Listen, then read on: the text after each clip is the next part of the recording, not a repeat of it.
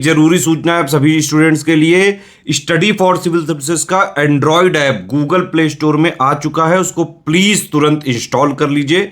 और अगर आप स्टडी फॉर सिविल सर्विसेज के सिर्फ ऐप से कोई भी कोर्स, कोई भी पीडीएफ परचेस करते हैं तो उसमें अप्लाई कूपन, अगर आप ज्ञान सर जो है आप उसमें अप्लाई करते हैं, ये कूपन कोड है, तो उसमें 20% फीस तुरंत माफ हो जाएगी। मतलब 20% डिस्काउंट तुरंत उसमें लग जाएगा।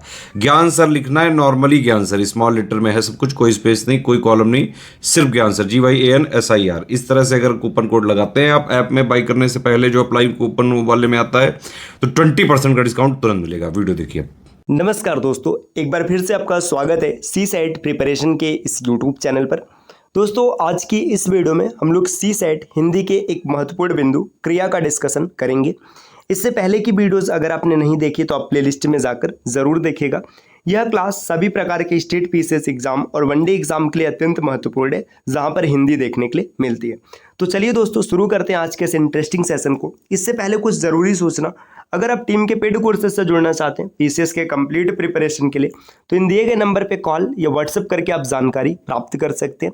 इसके अतिरिक्त ज्ञान सर का व्हाट्सएप नंबर है, आप यहाँ से व्हाट्सएप के माध्यम से भी जानकारी प्राप्त कर सकते हैं। अगर अभी तक आपने प्ले स्टोर से स्टडी फॉर सिविल सर्विसेज का एप्लीकेशन नहीं इंस्टॉल किया तो इसे जरूर इंस्टॉल कीजिएगा। एप्लीकेशन के माध्यम से किसी भी कोर्स को परचेस करते समय अगर आप कोड अप्लाई करते हैं ज्ञान सर, जिसमें कि सभी लेटर्स इस्तेमाल होंगे और कोई भी स्पेस नहीं होगा, तो आपको अप टू 50% तक डिस्काउंट मिल सकता है। यह ऑफर लिमिटेड टाइम के लिए, तो जल्द से जल्द आप ऑफर का लाभ लीजिए। चलिए दोस्तों, अब शुरू करते हैं अपने क्लास को। यहाँ पर देखिए वर्ब के बारे में बताया गया है। तो देखिए, सबसे पहले हम बात करते हैं क्रिया। क्रिया मतलब वर्ब क्या होते हैं। परिभाषा दी है, जिस शब्द से किसी काम का होना या करना पाया जाता है उसे क्रिया कहते हैं। क्रिया मतलब जिससे भी कोई काम होने की जानकारी मिलती है वो क्रिया है। क्रिया शब्द का अर्थ है काम। वाक्य में जिस शब्द से किसी काम का होना या करना पाया जाए उसी को क्रिया कहते हैं। उदाहरण जैसे यहाँ पर दिया है, गुलाबों को खेलना पसंद है। देखिए यहाँ पे गुलाबो नाम की एक लड़की, इसको खेलना पसंद है, तो इसका काम क्या है, खेलना है ना, तो यहाँ पे खेलना हो जाएगा क्रिया।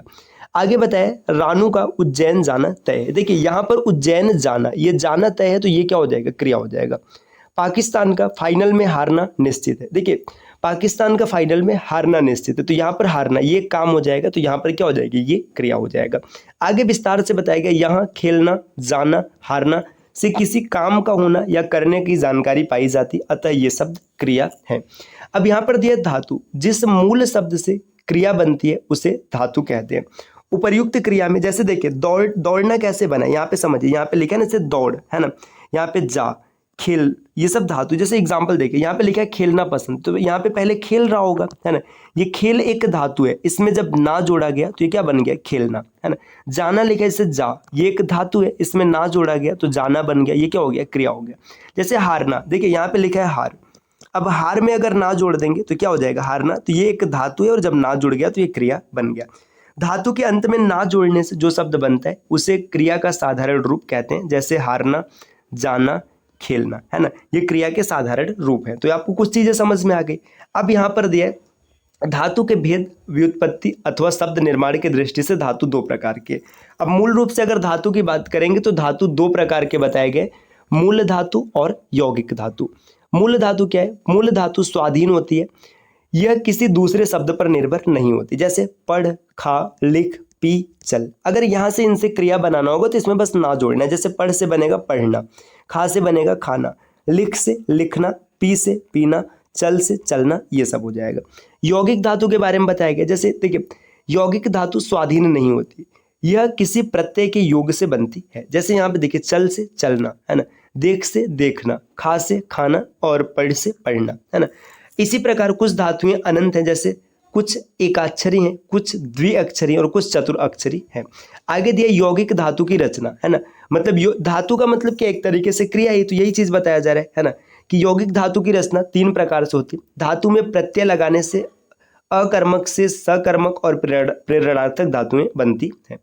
कई धातुओं को संयुक्त करने पर संयुक्त धातु बन जाती है और संज्ञा या विशेषण से भी कुछ धातु बन जाती है, जिसे नाम धातु कहते हैं। यहाँ पर कुछ चीजें एग्जाम्पल के माध्यम से दर्शाएगी। जैसे प्रेरणार्थक क्रिया, क्रिया या फिर धातु बोलेगा, जिस क्रिया से यह पता चले कि कर्ता स्वयं कार्य न करके किसी दूसरे से कार्य कराता है या फिर करने के लिए प्रेरित करता है, वह प्रेरणार्थक क्रिया या फिर धातु कहलाता है। जैसे देखिए करना, अब यहाँ पे कर्ता खुद काम करेगा, लेकिन यही कहा जाए कराना या करवाना। इसको एक एग्जाम्पल समझते हैं। जैसे देखिए मैंने लिखा राम ने नाई से बाल कटवाया। अब जब आपने ये सेंटेंस लिखा राम ने नाई से बाल कटवाया, देखिए राम ने खुद काम नहीं किया, ये राम क्या है करता है, लेकिन इसने खुद काम नहीं किया। ये सब्जेक्ट की जगह भले ही प्रयोग किया जा रहा है, सब अंग्रेजी का शब्द है करता, लेकिन यहाँ पे राम खुद काम नहीं कर रहा है, राम ने नाई से काम करवाया, मतलब बाल किससे कटवाया, नाई से कटवाया, है ना भाई। अब राम ने खुद नहीं काटा, तो यहाँ पे क्या हो जाएगा, कटवाना कौन सी क्रिया है, प्रेरणार्थक। जैसे मैं लिखूँ, जैसे देखिए यहाँ पे मैंने लिखा टीचर या फिर अध्यापक, जो भी आप लिखना चाहें, टीचर ने बच्चे से प्रश्न हल करवाया। आपने लिखा टीचर ने बच्चे से प्रश्न हल करवाया। देखिए अब टीचर खुद नहीं कर रहा है, वो बच्चे से हल करवा रहा है, तो यहाँ पे क्या हो जाएगी, ये प्रेरणार्थक क्रिया हो जाएगा। जैसे देखिए काट से कटवाना, लाज से लजवाना, है ना, लिखना से लिखवाना, खाना से खिलवाना या खिलाना, चलना से चलवाना या चलाना, है ना, देना दिलवाना या दिलाना। तो ये सब प्रेरणार्थक क्रिया है। आगे यहाँ पर दिया प्रेरणार्थक क्रिया के रूप। देखिए यहाँ पे मुख्यतः दो प्रकार के होते हैं, अकर्मक क्रिया होने पर और एक सकर्मक क्रिया होने पर। जैसे देखिए दौड़ना, ये अकर्मक क्रिया का है ना, दौड़ना या फिर दौड़वाना ये सकर्मक प्रेरणार्थक क्रिया के बारे में बताया गया है। यहाँ पर आगे कुछ चीजें लिखा है, जैसे रोना, है ना, रुलाना या रुलवाना, लजाना लजवाना, सोना सुलाना या सुलवाना। तो इस तरीके से आप इसको देख सकते हैं। प्रेरणार्थक क्रिया सकर्मक और अकर्मक दोनों क्रियाओं से बन सकती है। जैसे देखिए चाहे सकर्मक क्रिया है चाहे अकर्मक क्रिया, दोनों से बन सकती है। ये यहाँ पर मुख्य रूप से इसलिए बताया जा रहा है, जब आप वाच्य पढ़ते तो वाच्य में आपने देखा होगा कि वाच्य का जो निष्क्रिय वाच्य होता है, या फिर ऐसे निष्क्रिय कहने का मतलब है आप कर्मवाच्य की बात करेंगे, है ना, कर्मवाच्य। अगर कर्मवाच्य अगर हम लोग देखेंगे तो कर्मवाच्य में क्या होता है, ये सिर्फ सकर्मक का बनता है, अकर्मक का नहीं बनता है। तो इसी तरीके से यहाँ पे बताया जा रहा है कि जो प्रेरणार्थक है ये सकर्मक या अकर्मक दोनों से बनता है। जैसे काट से काटना से कटाना या कटवाना, दौड़ना से दौड़ना या दौड़वाना, है ना। तो इस तरीके से आप इन चीज़ों को देख सकते हैं। सोना से सुलाना या सुलवाना, हंसना से हंसाना या हंसवाना। अब आगे और बढ़ेंगे, यहाँ पर दिया यौगिक क्रिया, दो या दो से अधिक धातु या फिर दूसरे शब्दों के संयोग से मतलब जो क्रिया बनती है उसे यौगिक क्रिया कहते हैं। जैसे चलना चलाना, देखिए दो क्रिया है ना, रोना धोना दो क्रिया है, उठना बैठना, रो पड़ना, चल देना, खा लेना, उठ जाना, ये सब क्या है, यौगिक क्रिया है। अब यौगिक क्रिया में यहाँ पे कुछ मतलब एग्जाम्पल जैसे देखिए, जैसे मैंने लिखा है कि बहुत वर्षों पश्चात अपने भाई को देखकर सोहन रो पड़ा। देखिए आपने एक सेंटेंस लिखा, बहुत वर्षों बाद अपने भाई को देखकर सोहन रो पड़ा। देखिए यहाँ पे रो पड़ा, यहाँ पे दो से मिलके बना है, तो इसको हम क्या कहेंगे, यौगिक क्रिया, है ना। और भी एग्जाम्पल आप इसमें लिख सकते हैं, जरूरी नहीं कि यही लिखना है। जैसे देखिए पुलिस को देखते ही चोर चल दिया, है ना।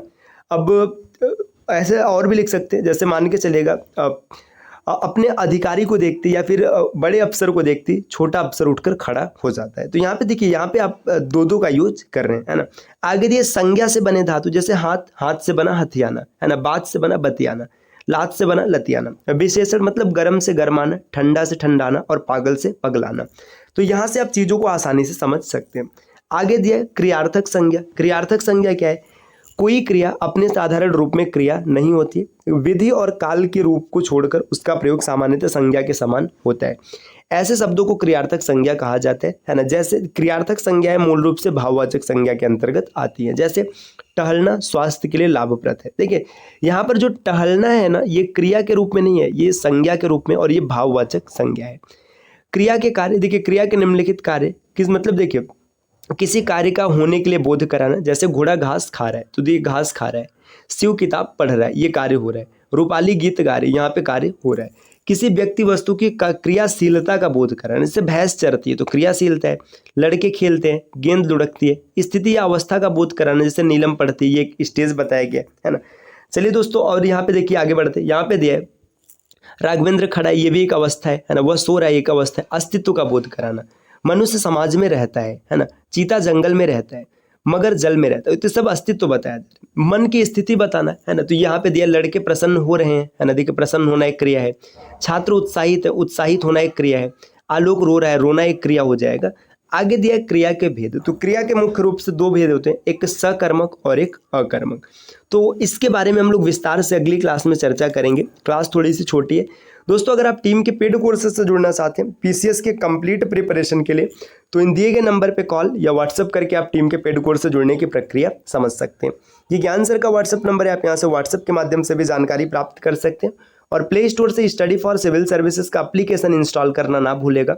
एप्लीकेशन के माध्यम से किसी भी कोर्स को परचेज करते समय अगर आप कोड अप्लाई करते हैं ज्ञान सर, जिसमें कि सभी लेटर्स इस्तेमाल होंगे और कोई भी स्पेस नहीं रहेगा, तो आपको अप टू 50% तक डिस्काउंट देखने के लिए मिल सकते हैं। इसके अतिरिक्त दोस्तों एसएससी सीजीएल है ना, एसएससी सीजीएल का एग्जाम डेट जारी हो चुका है। सबको पता चल चुका होगा कि 9 सितंबर से लेकर के 26 सितंबर तक एग्जाम होना है। और एसएससी सीजीएल में जीएस एक ऐसा सब्जेक्ट होता है ना जिसमें ज़्यादातर बच्चे डरते रहते हैं। वो क्या करते हैं कि मतलब मैथ्स, रीजनिंग, इंग्लिश बेहतर कर लेते हैं, लेकिन जीएस में उनको डर लगता है। अगर आप चाहते हैं कि जीएस में आप बेहतर स्कोर कर पाए, तो आपको प्ले स्टोर से इंस्टॉल करना है ज्ञान सर एजुकेशन एप्लीकेशन। इस एप्लीकेशन के माध्यम से आप मात्र 100 रुपये में कंप्लीट स्टडी मटेरियल परचेस कर सकते हैं, जो कि रिवीजन स्टडी मटेरियल होगा। आप उसको रिवाइज कीजिएगा और 50 रुपये में आपको मिल जाएगा टेस्ट सीरीज़, है ना। आप इस टेस्ट सीरीज़ को अगर फॉलो करेंगे तो जीएस आपका बेहतर हो जाएगा। कम से कम आप मतलब अच्छा स्कोर कर पाएंगे। 25 में से 20-22 क्वेश्चन आप आसानी से बना लेंगे। तो ये क्लास कैसी लगी कमेंट करके ज़रूर बताइएगा। और इस प्रकार के वीडियोज़ को लगातार देखने के लिए चैनल को सब्सक्राइब करना ना भूलेगा दोस्तों।